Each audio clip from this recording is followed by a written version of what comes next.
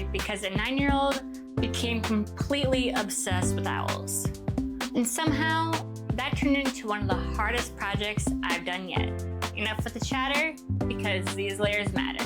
Welcome back to the channel. Making a 3D printed owl sounds easy, right?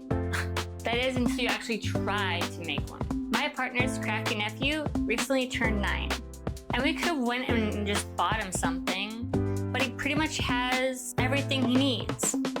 So what do you get a crafty 9-year-old that pretty much has everything? Well, thankfully, he actually told us. He wanted a build your own owl.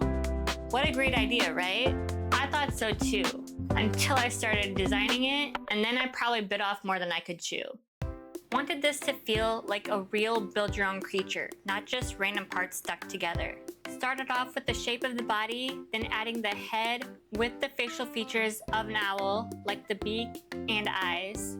The wings looked terrible at first, but I think I got to a point to where they turned out pretty well. The feet were one of the parts that actually took the longest.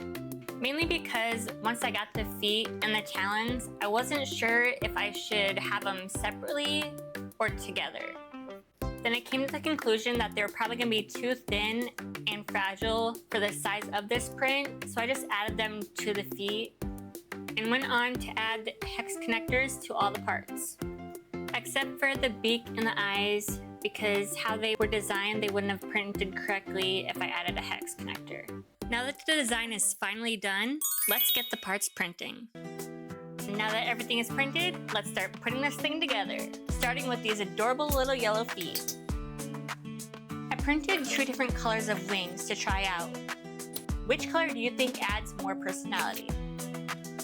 The eyes didn't snap in the head as planned, so we had to use a little hot glue to hold them in place. This piece failing here would have ruined the entire assembly, but with a little force, we got it to work. While the fit tests I did at the beginning worked with some of the pieces, it didn't work with all of them. So we'll optimize the parts that didn't lock together correctly before sending it to get the 9-year-old owl superfan's approval. Now it's time to optimize the design, print it again, send it off, and hope he likes it. If you liked this and enjoyed this video, hit that like button and don't forget to subscribe. Thanks for watching, and we'll see you next time.